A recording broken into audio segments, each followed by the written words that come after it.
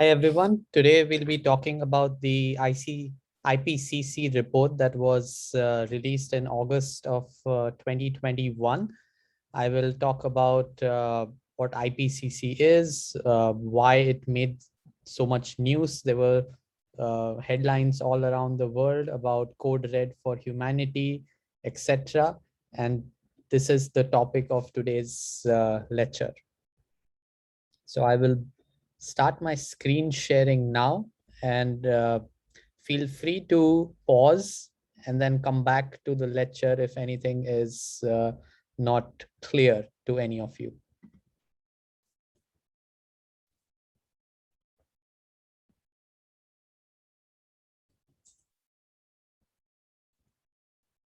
Okay, so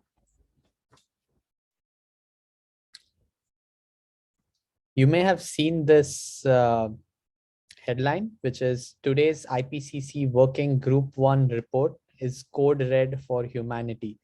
This became quite a famous quote from the United Nations Secretary General, Antonio Guterres. And this is something that really garnered a lot of mainstream attention, which is usually doesn't happen a lot with climate change. So the learning objectives for today's lecture are, we will look at what is IPCC, we'll look at the status of the current climate, then we look at future climate scenarios as defined by this report that came out. Then we look at some risk assessment and regional adaptation strategies that were part of the report. And finally, we'll look at some quantitative information about how we can limit future climate change in terms of carbon budget for the remaining 30 years to meet climate targets. The IPCC stands for Intergovernmental Panel on Climate Change. The website is very easy to access. It's www.ipcc.ch. I encourage you to go and look at this website. All of the material that is shown here on this lecture is also part of the website. And I have just accumulated all of this information in one presentation for every one of you. So the IPCC was created to provide policymakers with number one, regular scientific assessments to outline the implication and the potential future risks, and then provide adaptation and mitigation options. These were the three goals that IPCC started off with. So the IPCC does not conduct its own research. So this is important. This is just this is a summary of where all the scientists in the world agree on the status of climate change. So this is not anything new. It's just a summary of all things that we know about climate change until August of 2021. IPCC reports are meant to be neutral, policy relevant, but not policy prescriptive. So what this means is that they will outline some suggestions that can be taken on face value. It's up to the individual countries, it's up to individual governments, local or federal level, to implement these suggestions that are given out by these climate scientists. There are hundreds of scientists from around the world who volunteer their time to assess scientific, technical, and socio-economic publications. And then governments and independent experts come in at this point once they've created the publications to review successive drafts of the report. On this August 2021 report, 195 countries, which means the governments, signed off on it. So this is a very encouraging sign that all of the countries agree on the science behind climate change. In the current cycle, which is between 2015 and 2023, there were 3 special reports that were promised, that were part of the deliverables for IPCC. Number 1 was global warming of 1.5 degrees Celsius. Then number 2, climate change and land. Number 3, the ocean and cryosphere in a changing climate. Then the 4th report was was a methods section to measure greenhouse gas emissions. GHG stands for greenhouse gas emissions, if you were previously not aware. Then the 5th, 6th, and 7th report would be the physical science basis, which is what we will talk about today. And then future reports that include impacts, adaptation, and vulnerability. I believe this is due in February or March of 2022. And then mitigation of climate change, which is due later half of 2022. The final and 8th report is called the synthesis report, which will be published at the end of the cycle, so tentatively in 2023. So these are the total of 8 reports in this current cycle.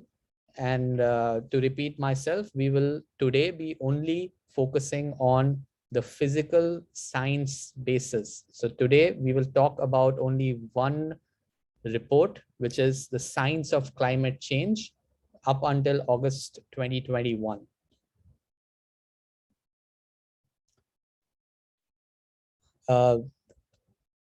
This is a cool graphic that was that's on the website, and the artist is Elisa Singer.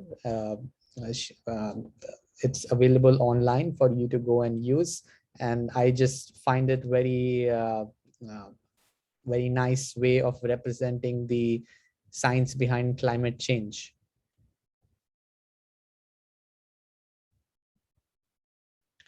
So why did this particular report garner so much attention?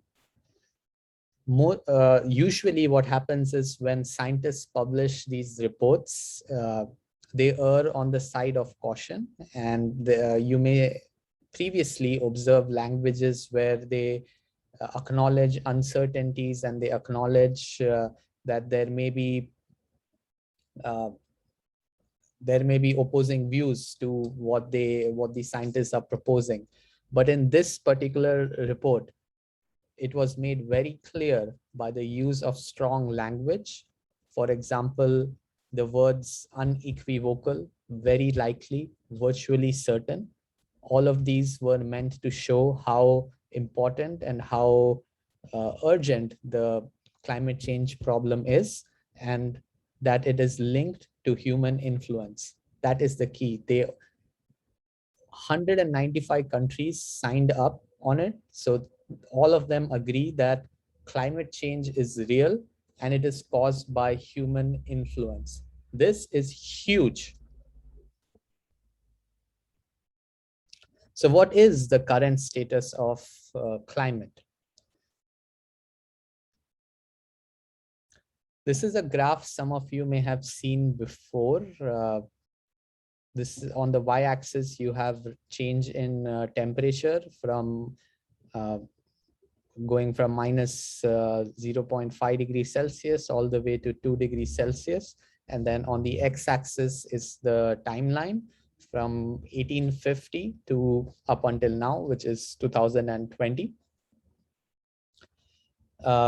As you can see that when you separate out the simulated natural only models, and then you compare that to the observed and the simulated human and natural trends, there's a huge difference, which is indicating how big of an influence human factors have accounted for in this change in temperature, increase in temperature on the surface of the Earth.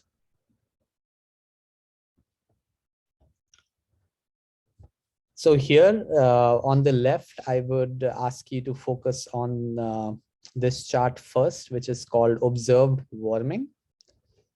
On the here, what is shown is observed warming between 2010 and 2019 relative to 1850 to 1900. So it is only showing the observed warming in a 10-year period relative to pre-industrial levels. In that 10-year period, we as humans, all of entire Earth, experienced 1.1 degrees Celsius rise in temperatures. Let that sink in. In 10 years itself, we managed to increase the surface temperature by 1.1 degrees Celsius. So now what IPCC report has summarized is how do you account for this 1.1 degrees Celsius rise? They used two different approaches to come up at this, to categorize how exactly you reach this 1.1 degrees Celsius. So shown here is the aggregated contributions, again, between 2010 and 2019 relative to 1850 to 1900. And here you see that there are warming effects associated with the well-mixed greenhouse gases. And then there is a cooling effect, the bar in blue. There's a cooling effect, cooling effect, which is also due to other human drivers. And so you would have to subtract the red bar, which is you would have to subtract the blue bar from the red bar, which will give you 1.5 minus 0.4, which gives you the 1.1 degree rise, which is the leftmost chart here, the leftmost bar here. This took me a minute to understand, so I would ask you to look at this label here carefully. Total human influence, which is in bold, is equal to well-mixed greenhouse gas plus other human drivers. So it's a combination of the two. The negative sign is coming only because the other human drivers are causing a cooling effect on the planet. So if I keep now, we are going to the second approach that IPCC used to address the contributions to that warming in the 10-year period between 2010 and 2019. And this time they have gone into the individual greenhouse gases and other species, carbon, whether it's carbon or it's gases that contribute to this rise in temperature. So the ones they have highlighted here go from carbon dioxide, which has the highest warming effect. Then there's methane, and then there is volatile organic compounds and carbon monoxide. So you have those three which contribute the largest amount in terms of increase in temperature. And then for the cooling side of things, it's nitrogen oxides, sulfur dioxide, and organic carbon. So again, there is what you can do now is calculate the cumulative temperature rise here. So what you would do is this is 0.75 plus 0.5 plus 0.1 plus 0.1. So you will keep on going like this all the way to your right. You will add up all of the you would add up all of the red bars, and then you need to subtract the blue bars, because remember, the blue bars are the cooling effect, the red bar is the warming effect, and you will end up with again a 1.1 degrees Celsius rise.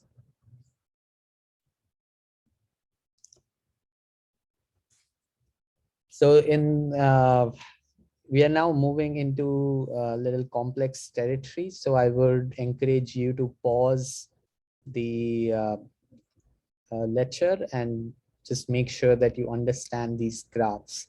These graphs are piece of art, and they've been made in collaboration with hundreds of scientists, as I mentioned.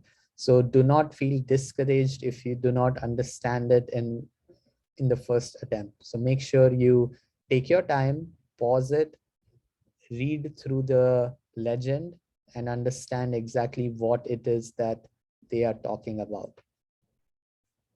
So here, uh, what is shown is that climate change is affecting every inhabited region across the globe.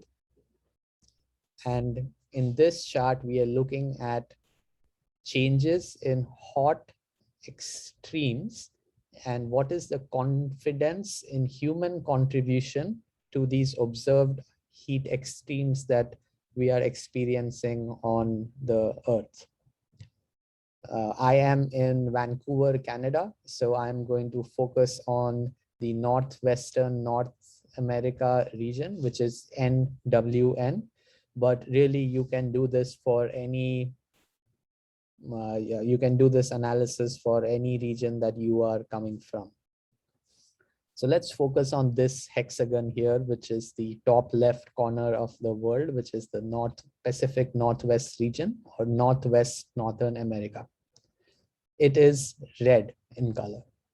Red signifies an increase in hot extremes. So this means that in this region, there was an increase in hot extremes compared to 1850 to 1900. And the confidence interval that this heat extreme is attributable to human contribution is high, which is denoted by the three dots here. Again, the legends are here for you to go back and refer to them again. So we are in Northwest Northern America.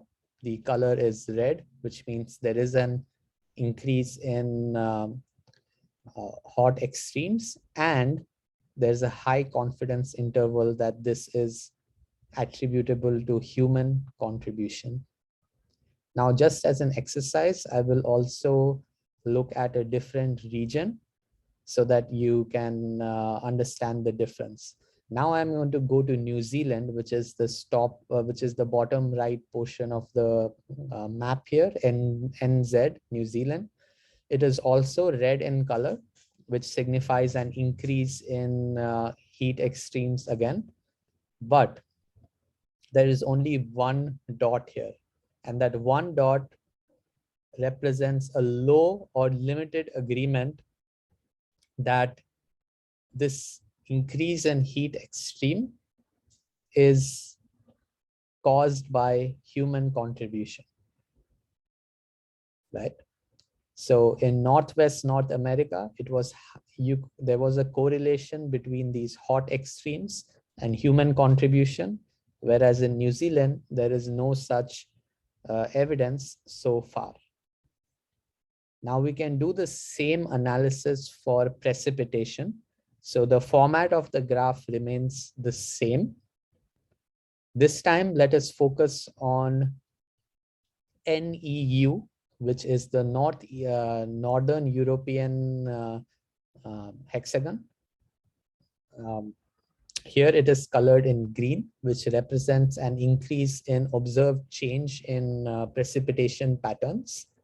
And then you have three dots here, which represent a high confidence interval that this change in heavy precipitation is caused by human contribution.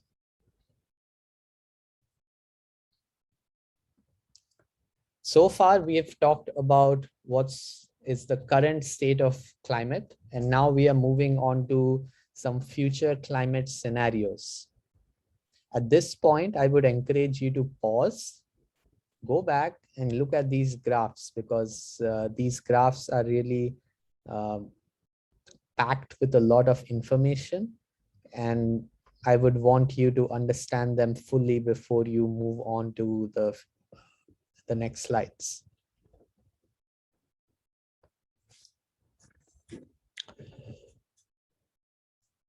So here on the y-axis,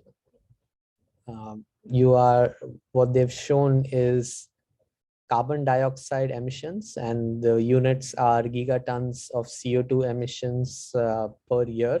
And then on the x-axis, remember this is a future projection. So it starts from 2015 on the x-axis, but it goes all the way to 2100. There are 5 scenarios that are shown here, 5. It ranges from a net negative CO2 emissions in 2100 and then to a extremely high CO2 emissions scenario, which is the SSP 58.5. So you have a range of scenarios that IPCC has considered. Now, let us focus on the this first one here.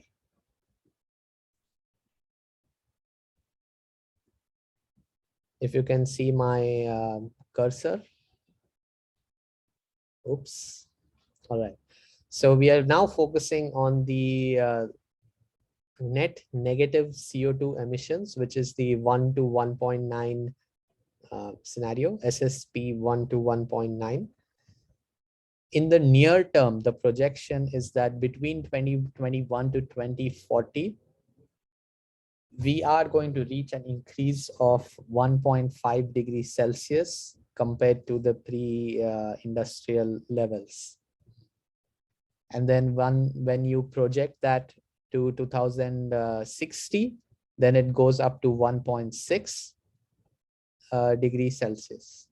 Okay. Now let me go to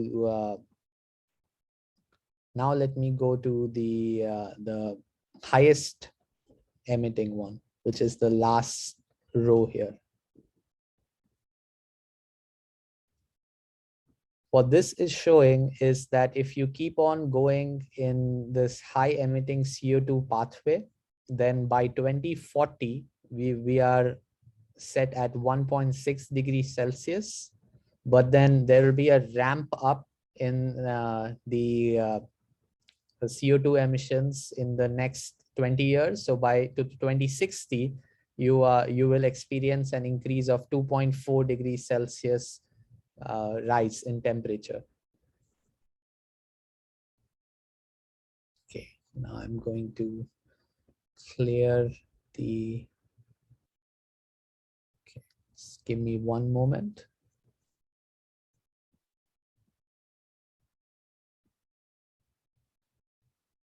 All right, there you go. I cleaned all of the things, and now it's time to go to the next slide. So this is, just wanted to read it out to you.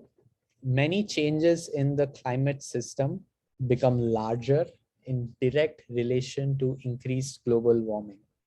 They include increases in the frequency and the intensity of hot extremes, heat waves, heavy precipitation, and even droughts. And you are going to see this in every region of the world. No continent is spared of these consequences of climate change.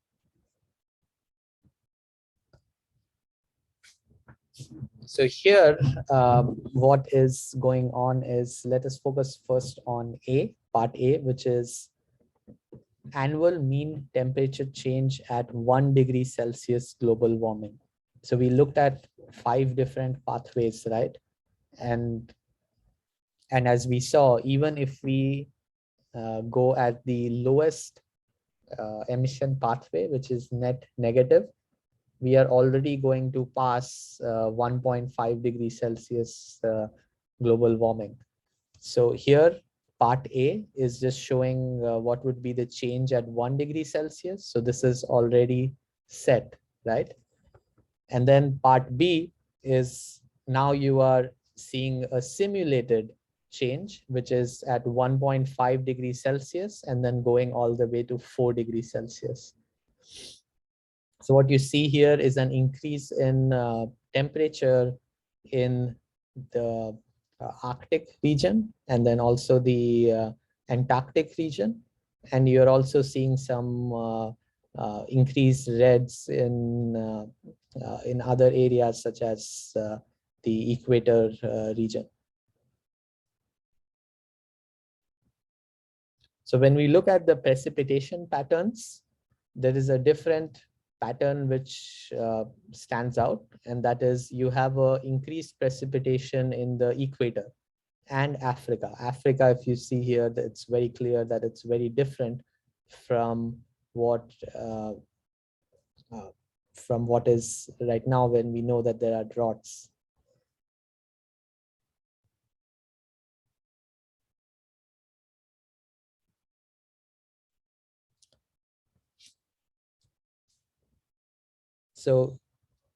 So far we've spoken about the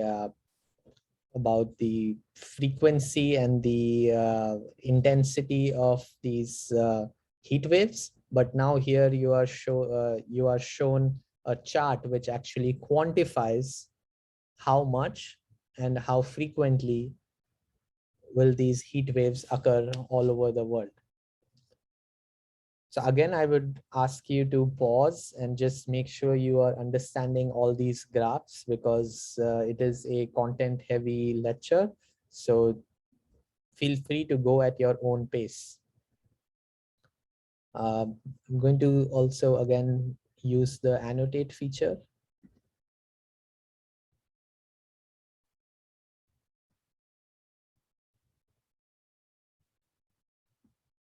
There you go. And let us first focus on this part here. So this is frequency per 10 years of an event, right? And the first column is showing the year 1850 to 1900. Then the second column is showing the present scenario where we have already surpassed 1 degree Celsius increase in temperature. And now if you see, this has changed. The frequency per 10-year event between 1850 and 1900 was 1 in 10. So there are 10 dots, out of which only 1 is highlighted. And then here you have, oops, I think I'm going to change to this one. I think this is better. Okay, so here you have 10 dots again, which are lighter, which are paler in color, and then you have 3 dots which are highlighted. So that's showing that there is a 2.8 or 3 times increase, or 3 times more likely to occur. What is scary here is that we are already locked in at this 1.5 degrees Celsius, right? Like if you go back a few slides, then you will see that whether you are at the net negative CO2 pathway or you are at the highest CO2 pathway, we are already set at 1.5 degrees Celsius warming. So this means we are guaranteed to experience 4 times likely events when compared to the heat waves that used to occur in 1850 to 1900 period. And this will keep getting worse. If you keep increasing the CO2 in the atmosphere, temperature keeps rising, and then you are going to end up in this worst case scenario with almost 10 time increase in the frequency.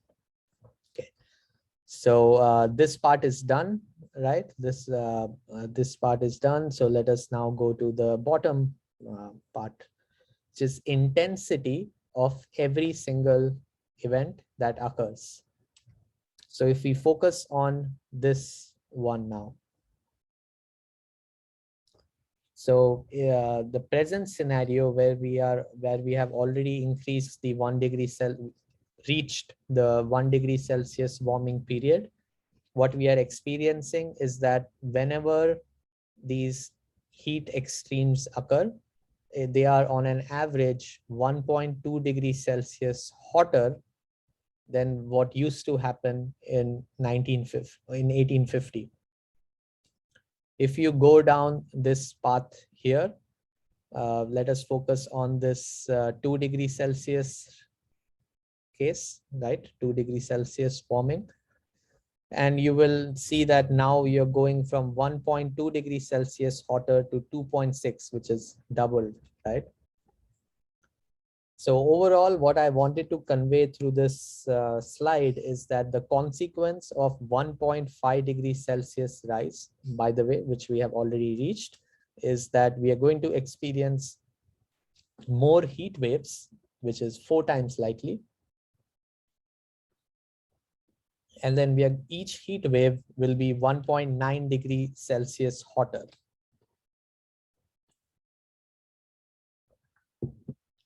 My apologies. This should be 1.2, I believe.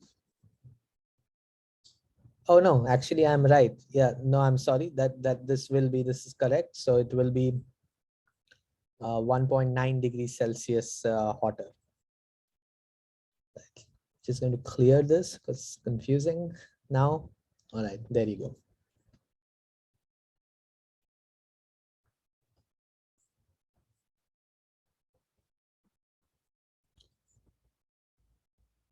So in the previous slide, you looked at the 10-year event, right? And now you are looking at the 50-year event. Let me again use the annotate feature here.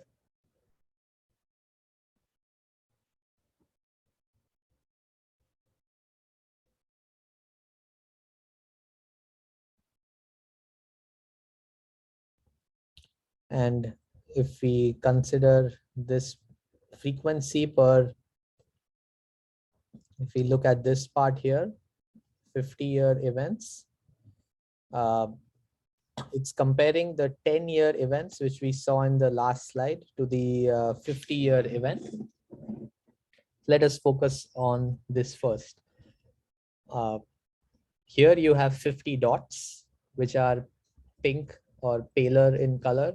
And then you have one dot, which is highlighted, which is showing that one heat extreme used to occur every 50 years in this time period, which is 1850 to 1900, right? Now let's look at this scenario, which is the present day, 1 degree Celsius. We are already experiencing a 5-fold increase on that, 5-fold increase. For the future, we already know that we are locked in at 1.5 degrees Celsius, right? With the pathways, you already saw that. And now that means in the future, we are going to experience a 9-time increase, a 9-fold increase in the frequency of these events that used to occur only once in 50 years.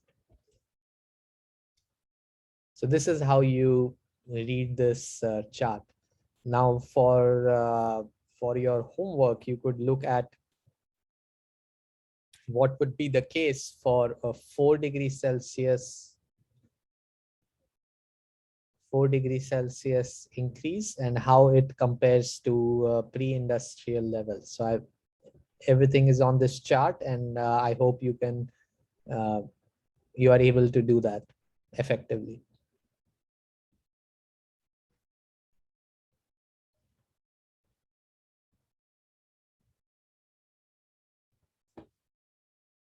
All right, so this is the same format of the graph, where now you are looking at the heavy precipitation over land, and then you are looking at the droughts. And I think I'm going to leave this for homework, and I'm going to ask you to look at, let me just annotate it so you know.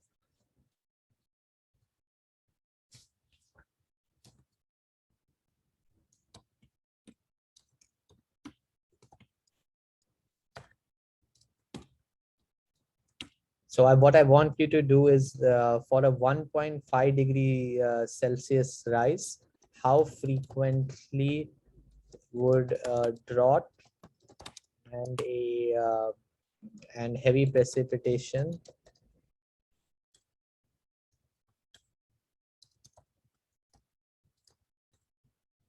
occur, right? As compared to as compared to the 1850 to 1900 period. Okay, I'm going to increase the font size here so you can see this more clearly. Oops. Okay. Anyway, I think you guys can see this, right? So this would be the homework where you go and look at this chart and then figure out how frequently do these events occur and what is the intensity.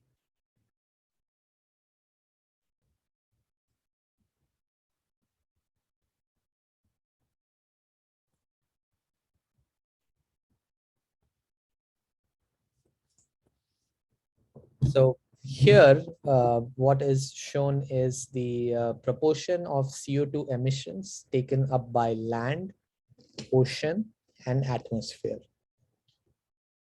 Land, ocean, atmosphere.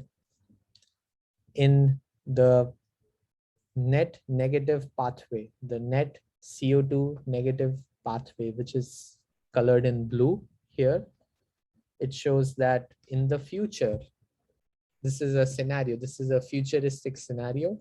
In the future, we will have a 70% of the CO2 emissions will be either in the land or in the ocean. But the higher CO2 emission case, so let us look at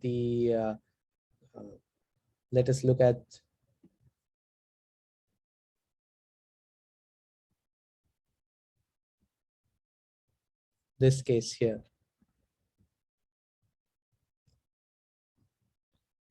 So here you see that a larger portion, which is around 62% of the CO2 emissions are in the atmosphere as compared to the land and ocean. This is of grave importance because this means that the land and ocean, which are traditionally the carbon sinks, have lesser CO2 as compared to the atmosphere, where CO2 can stay longer in the atmosphere. So it will persist in the atmosphere for an even longer time. To sort of reiterate what I am saying, let me repeat what I just said. So here you have a 70% in land and ocean. So the CO2 is distributed in the land and ocean, which means that a lot of it is absorbed by these two, which is land and ocean. Whereas when you look at here in the extremely high CO2 emissions case, it's only 38%.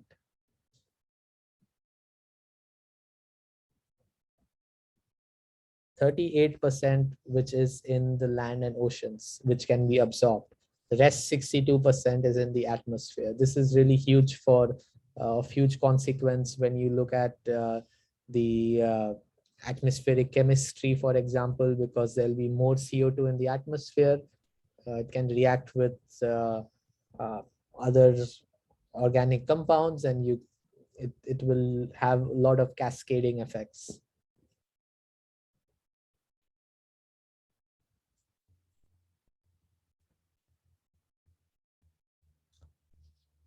So far, we spoke about global surface temperature increase, right?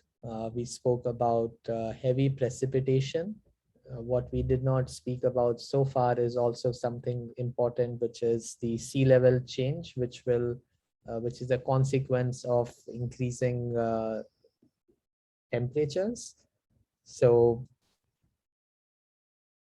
what the chart here shows is the 5 different scenarios that by now you should know the 5 scenarios. So the one which is called SSP 1 to 1.9 is the net negative CO2 emission pathway, and then the higher one is SSP 5 8.5, which is the highest range of CO2 emissions. So what is of concern here is that by 2050,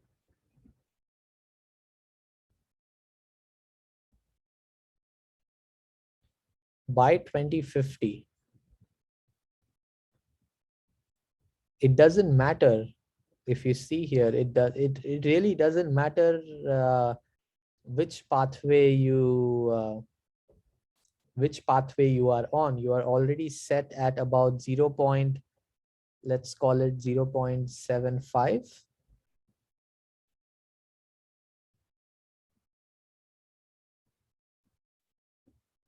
0.75 meter increase, right? Um, Sorry. My apologies here. This is 0.5 and this is, so we are set at around 0.25. Sorry, that sounded high to me when I said it out. So yeah, so this is 0.25 meter. So we are set at that level already, regardless of which pathway you follow. And then it kind of exponentially changes. So when you compare this one here, which is the 2100, the next century. So here the highest one is almost the highest pathway, which is the SSP 5 to 8.5 is approaching 1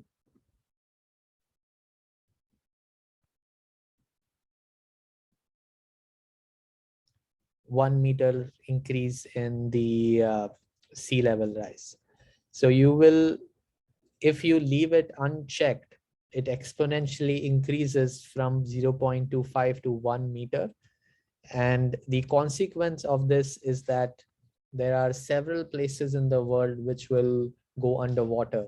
So for example, you can look at Netherlands, who have a huge problem that all of their land is actually below sea level already. And then you have closer to me where I am in Vancouver, there is a city called Richmond. It's huge. I think the population must be around 500,000 people. And that entire city is also already underwater. So these things are going to, this is like a cascading effect of increase in temperature, and then that results in this the melting of the ice caps, and then that's also increasing in the sea level change all over the earth.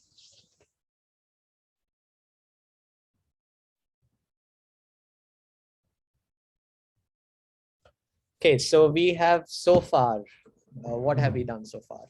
We've talked about what is IPCC. We have talked about what is the current climate scenario. We have talked about the future climate scenarios, which are the 5 different pathways.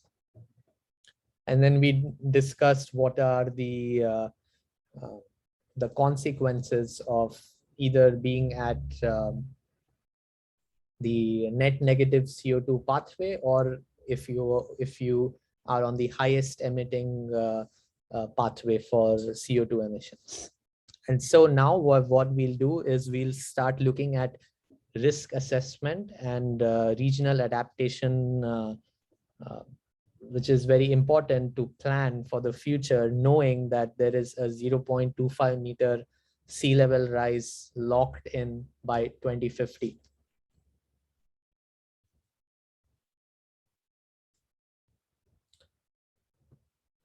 So this is one of the more complex charts. If you have, so we have already seen so far many complex charts, but this is again one of the more complex ones. So I do encourage you to pause the video. You can even go and find this chart in the IPCC website and spend some time on it. I'm going to attempt to explain it as best as I can, and then rest is for the reading after the class. So let me just read the legend just so you know what we are looking at. So this is climate impact drivers, or CIDs, are physical climate system conditions that affect an element of society or ecosystems. The CIDs are grouped into 7 types, which are heat and cold, wet and dry, wind, snow and ice, etc. I will annotate it here for you to see. So these are the CIDs.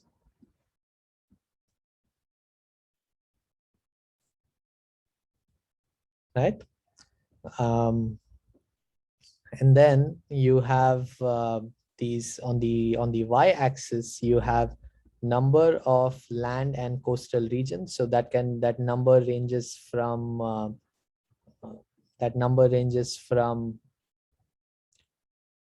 Okay, I think I should first delete.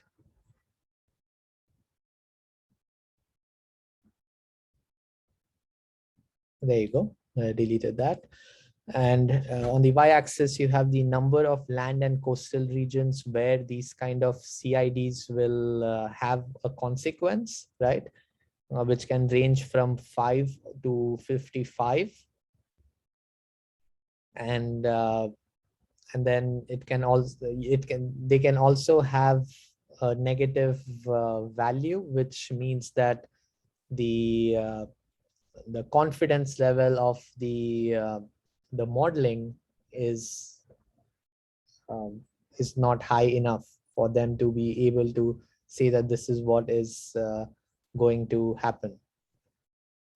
So you have number of land and coastal regions and open regions where each CID is projected to increase, which is this increase, and then decrease, which is the dark shade, with either high confidence, which is the dark shade, or medium confidence, which is the light shade.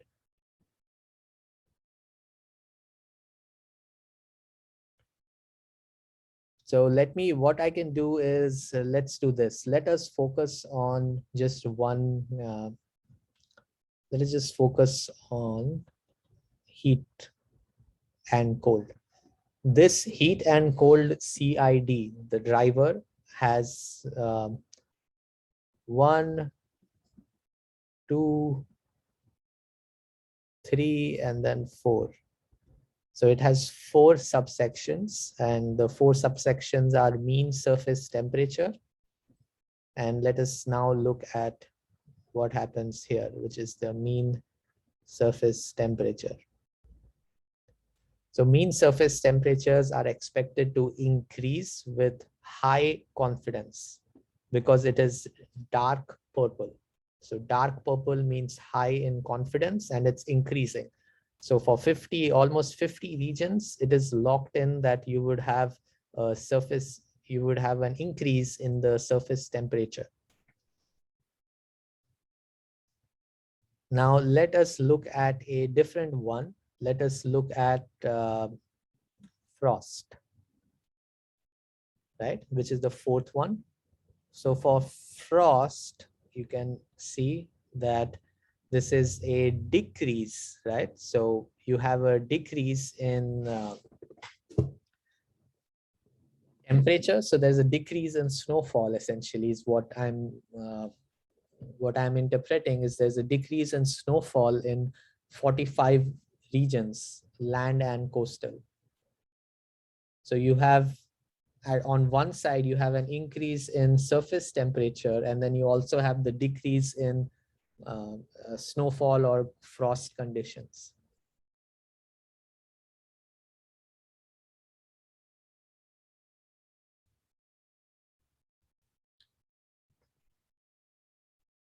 So this is how you would read this, and I would encourage you to also refer to the IPCC report, Group 1, which is explaining this chart in more detail. And if needed, I can also post another video where I will only focus on this graph. It is kind of very dense graph, in my opinion, so it needs more time than can be warranted in in this lecture.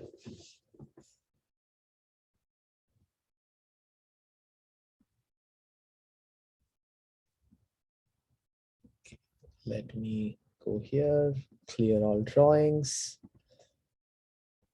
All right, so we are ready to move on.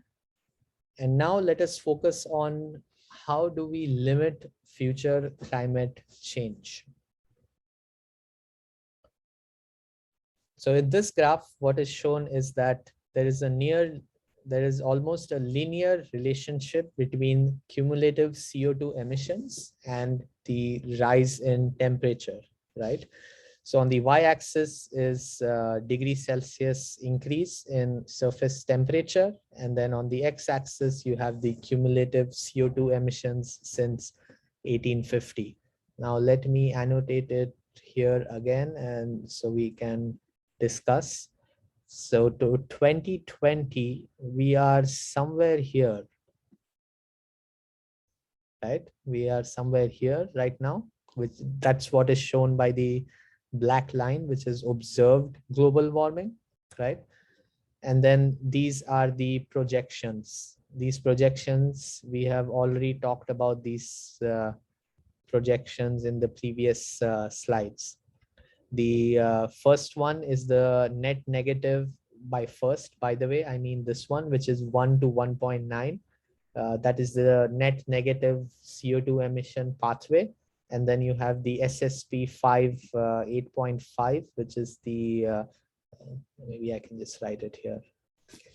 So SSP 1 to 1.9 equal to net negative CO2 emissions. And then you have the SSP 8, SSP 5 to 8.5, which is the extremely high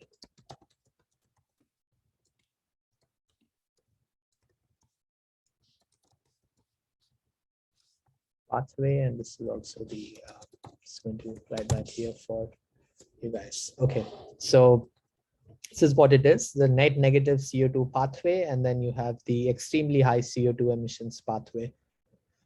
And you can see how much of a difference that is when you start looking at the projections, because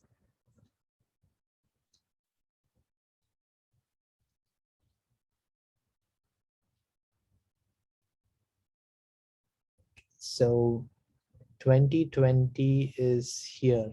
Okay, apologies, my apologies. Let me correct this. Let me correct this. 2020 is over here.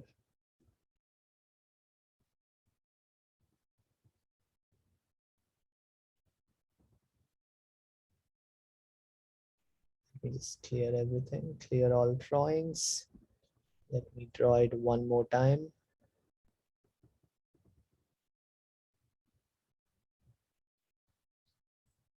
Let me just write it.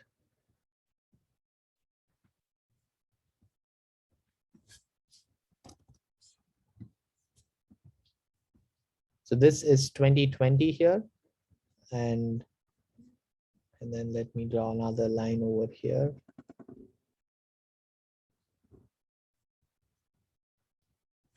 And that is 2050.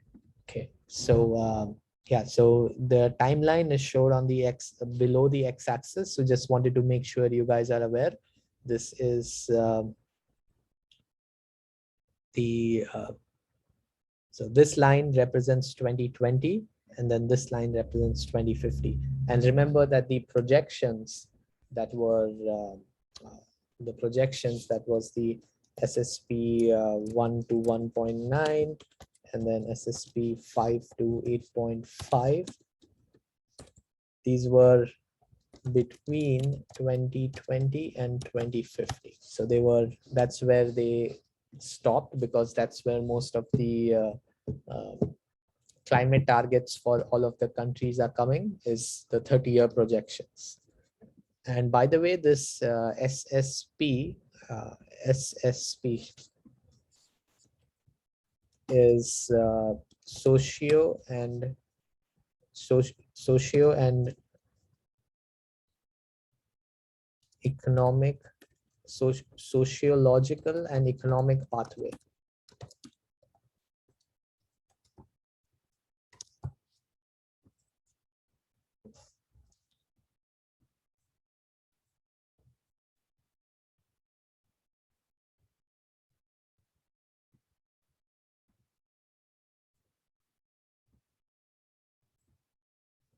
Right, so shown here on this table, let us focus on this one over here. So let's say that you have a target of that you want to reach, you want to limit your global warming relative to pre-industrial levels, which is 1850 to 1900. You want to limit that increase to 1.5 degrees Celsius. You have an 83% chance of achieving this 1.5 degree Celsius limit if you limit your CO2 emissions to 300 gigatons of CO2. So let me repeat myself. To have an 83% chance of achieving 1.5 degrees Celsius limit by 2050, we can only emit 300 gigatons of CO2 between 2020 and 2050. This is quite a tall order, by the way. And so similarly, what I would leave to you for homework is that you can look at the what would be the likelihood of limiting global warming to 2 degrees Celsius limit. I can put a question mark here. That's for homework, and you can look at what the cap for emissions should be between 2020 and 2050.